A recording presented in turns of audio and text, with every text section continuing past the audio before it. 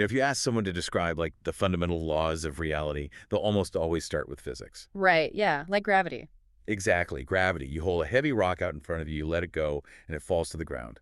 It is an absolute, undeniable law. I mean, we just don't question it. No, of course not. You'd look crazy if you did. Right. But then you look at how we structure our lives, and we operate under this entirely different law that feels just as absolute. The need to work. Yes. The idea that you have to have a job to survive, it feels exactly like a law of nature.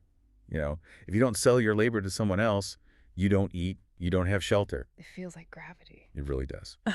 Anyway, welcome to the deep dive. Today our mission is to unpack this stack of really fascinating sources centering on a philosophical dialogue between two thinkers, Nick and Maya. And they're wrestling with this massive concept they call the automation dilemma, right? Yes, exactly.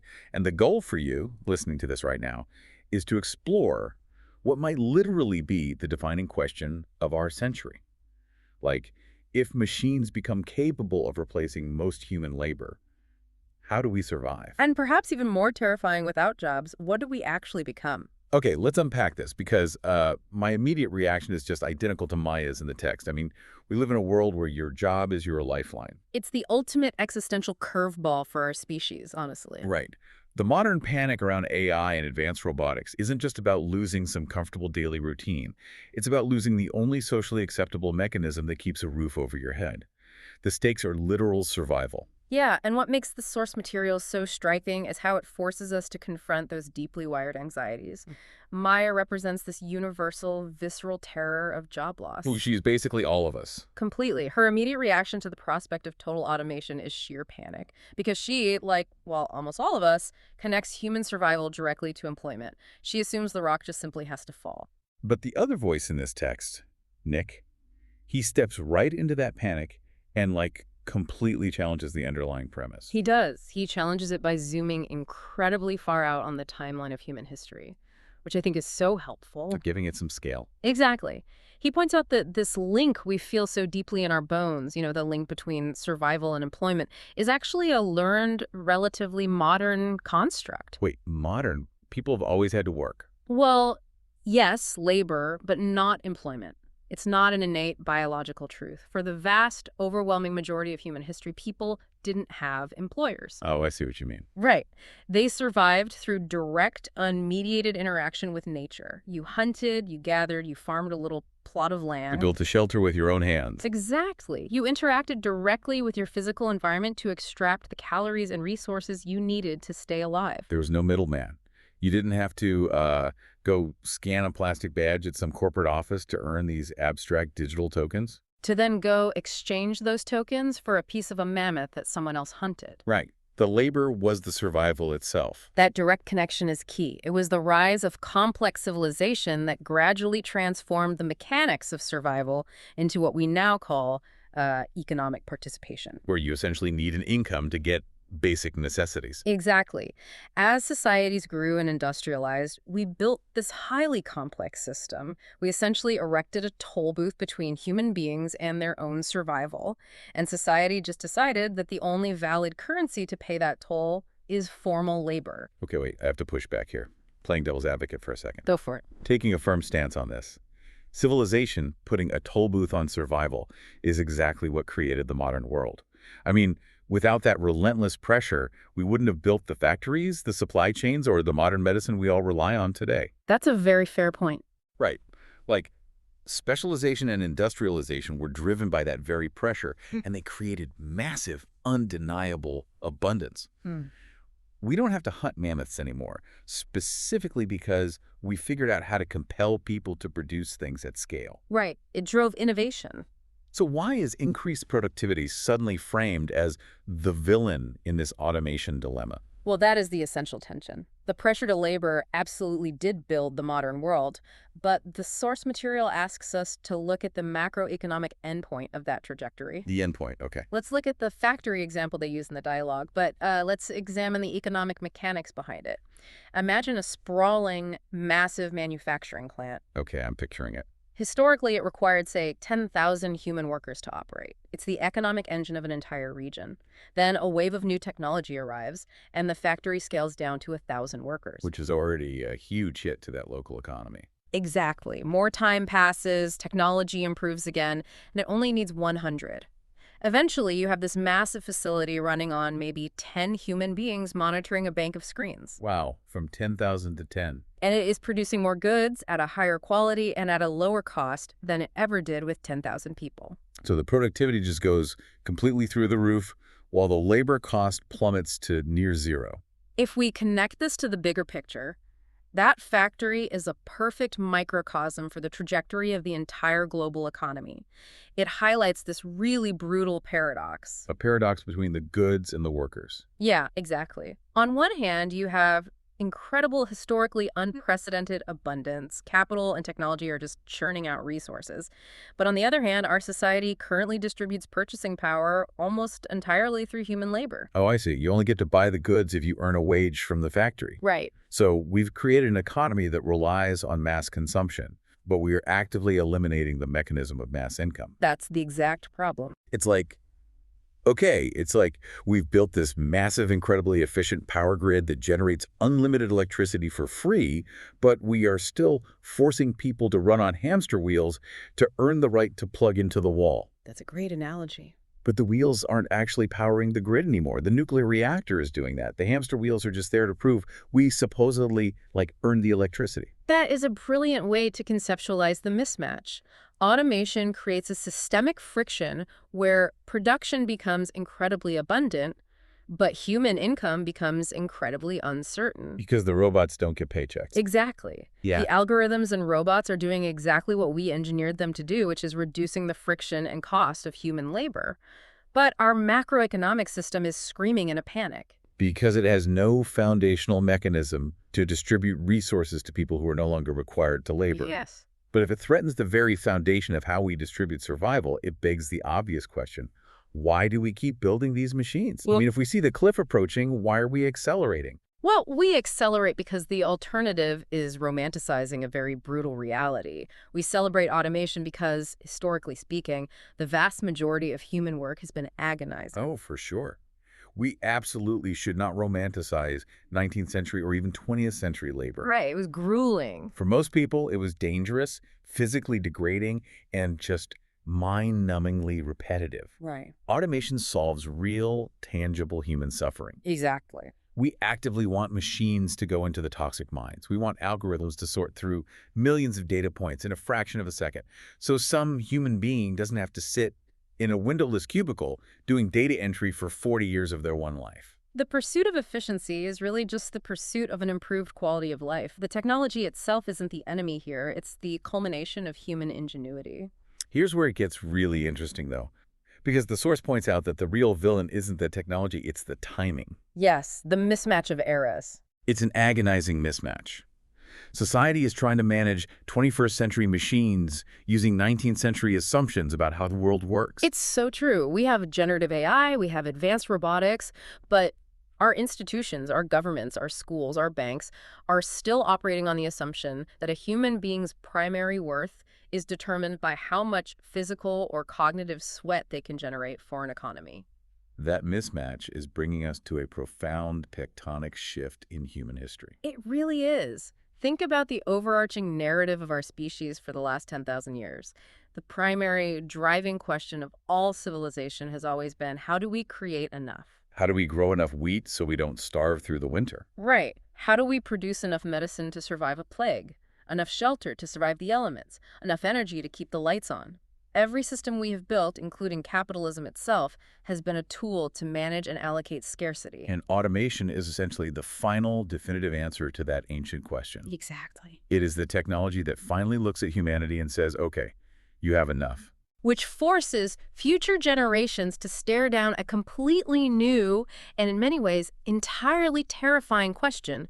We can create enough, now what? Yeah, that now what is where the existential dread really takes hold. Because if you transition this from an economic problem to a psychological one, things get incredibly messy. Oh, absolutely. Because even if we figure out the money side of things, even if we adapt our policies, implement universal basic income, and find a way to distribute the power from that grid without requiring the hamster wheel, doesn't a life without mandatory work strip humans of their inherent purpose? That's the huge fear, isn't it? I'm just thinking about the psychological tool here. People need purpose to survive mentally. If you, like listening to this right now, suddenly found out you never had to work another day in your life, the first month sounds like a fantastic vacation. Sounds amazing at first. Right. But year 2, Yeah. year 10, if people are not working, what is the point of them? Maya brings up this exact fear in the dialogue, and it resonates because we see the psychological decay that happens today when people lose their jobs. But Nick carefully untangles a massive societal confusion here. What does he mean by confusion? He argues that employment and purpose are not synonymous. We have completely conflated the two because of our economic system, but they are entirely different concepts. Okay, I'm trying to picture how we untangle them. Is it by looking at things people do outside of corporate hours? Exactly. Look at all the roles in our society that provide immense foundational value, but generate absolutely zero economic income. Oh, wow. Yeah, there are a lot of those. Nick lists several critical examples in the text. Consider a parent dedicating their time to raising a well-adjusted child.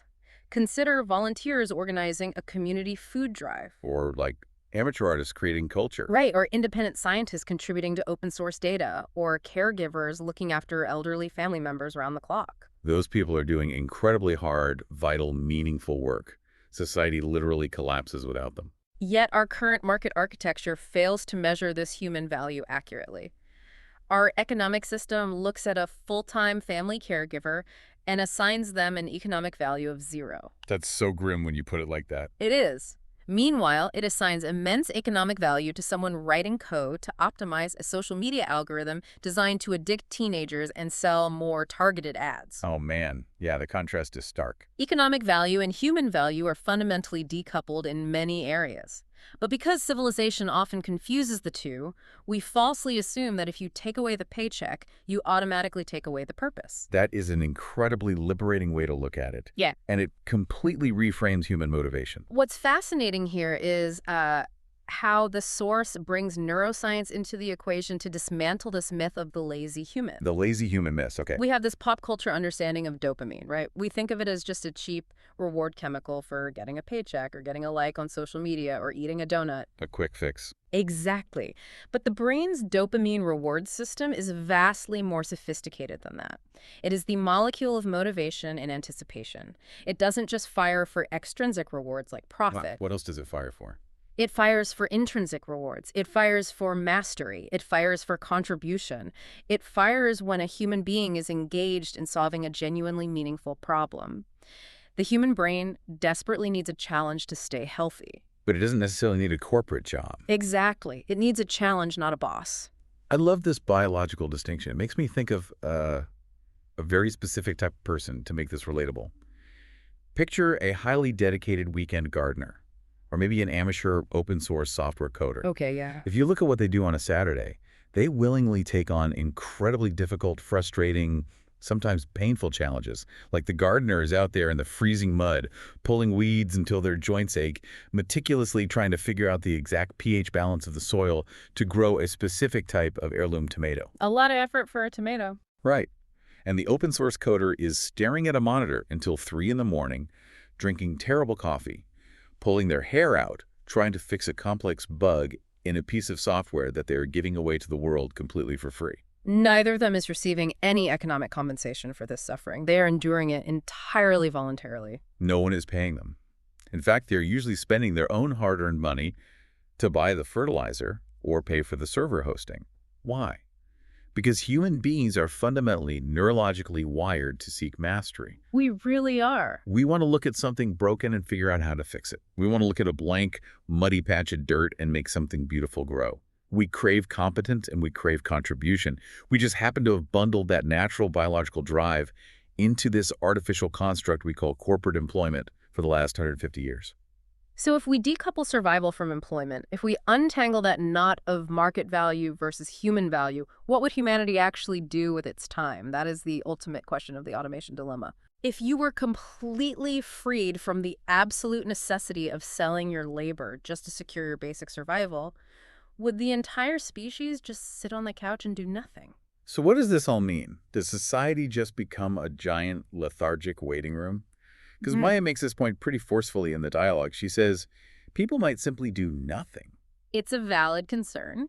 And honestly, looking at how burnt out and exhausted everyone is today, sitting on the couch doing absolutely nothing for the rest of eternity sounds pretty tempting for a lot of people. Nick acknowledges that reality. Some people would absolutely do nothing, at least for a while, just as some people squander their potential in our current system. Sure. Yeah. But he addresses this deep-seated fear of universal laziness by bringing in a psychological and philosophical concept, the blank slate theory, or tabula rasa. Okay.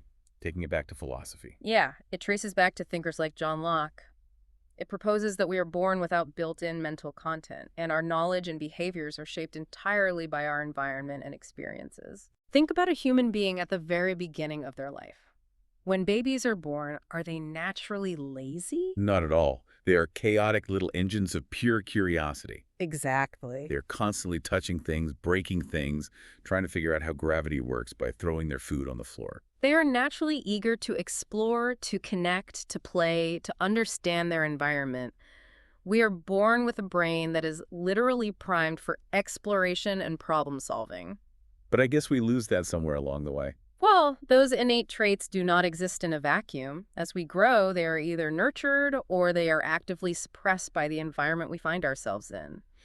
Modern behavioral science actually suggests that a lot of what we call laziness in adults is actually just profound exhaustion. Oh, wow. So if an adult today looks at a work-free future and says, I would just watch television forever, that might not actually be human nature speaking. No, probably not. That might just be the sheer exhaustion of the 19th century economic assumptions, beating the natural curiosity out of them over decades of forced labor. Exactly that. People do not naturally seek suffering, but they absolutely do seek purpose. We confuse the two because our current system so often demands suffering as the mandatory price of entry for purpose. You have to suffer to earn the right to feel useful. Exactly. But if you remove the exhausting, compulsory work, the innate drive to explore eventually returns. Nick paints a deeply compelling, almost utopian vision in the source text of what could happen if we stop suppressing that natural curiosity on a mass scale. Imagine not just a few privileged people, but millions upon millions of people suddenly having the time, the energy, and the resources to pursue whatever meaningful challenge they actually want to tackle. Imagine millions dedicating themselves to complex environmental restoration projects, to massive scientific discovery and space exploration, to creating unprecedented forms of art, advancing localized engineering, completely revamping how we educate our children, or just building deeper, significantly stronger local communities. And doing all of this not because they have a quota to meet to avoid starvation, but simply because they choose to engage with the world. Because their dopamine systems are firing on mastery and contribution instead of just operating on baseline survival panic, it would be a completely different operating system for a society. A total paradigm shift. This raises an important question, perhaps the most important question of all when looking at these sources. What is the ultimate purpose of civilization itself? That's a big one. Is the goal of all our laws, our technologies, and our complex economies merely to maximize employment, to ensure everyone is busy? Or is the ultimate goal of civilization to maximize human flourishing? Wow. That really is the dividing line, isn't it?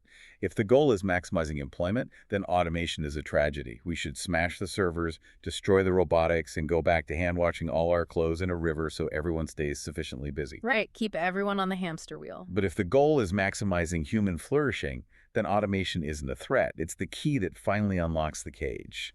It frees us to actually be human. This transition isn't just an economic policy shift. It isn't just about tweaking tax codes or supply chains. As Nick points out to Maya, it is a profound philosophical shift. It requires us to abandon assumptions that are baked into the very bedrock of how we view ourselves and how we judge each other. Which brings this entire philosophical journey right to your doorstep. If you're listening to this, I want you to think about your own life right now. Think about how you introduce yourself at a party or a gathering. Hi, I'm so-and-so, and I do this for a living. Exactly. How much of your personal identity, your sense of self-worth, is entirely wrapped up in your job title?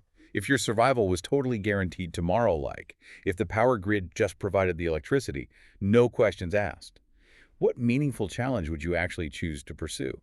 Who are you when you aren't just trying to survive? It is a beautiful, confronting question to consider. But to get to that future where we can even ask that question, Nick delivers one final, haunting idea in the dialogue. It is a concept he deliberately saves for the very end, because it is by far the hardest pill for society to swallow. He tells Maya that to truly embrace an automated future of abundance, humanity must confront and abandon one of its oldest, darkest beliefs.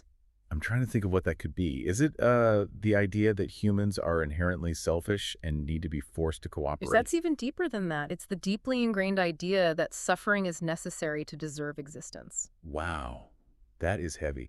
The idea that if you aren't suffering, if you aren't grinding and bleeding and sacrificing your time for your keep, you somehow do not deserve to take up space in the world. We have internalized that puritanical belief for centuries. It is woven into our culture, our media, and our politics. And as long as we hold on to it, we will always view the abundance of automation as a threat to our moral fabric, rather than the ultimate liberation of our species. That is something that will absolutely keep me up at night. I mean, we have spent this whole time thinking the rock has to fall. We thought the gravity of our economic system, the idea that you must labor and suffer just to justify your right to exist, was an immutable law of physics. But maybe it isn't. Maybe it's not gravity at all. Maybe it is just the chains we haven't realized we hold the key to. Well, thank you for joining us on this deep dive into the source material. We will leave you to mull over that paradigm-shifting thought. Keep questioning the world around you and ask yourself, if the machines can do the work, what is left for you to become?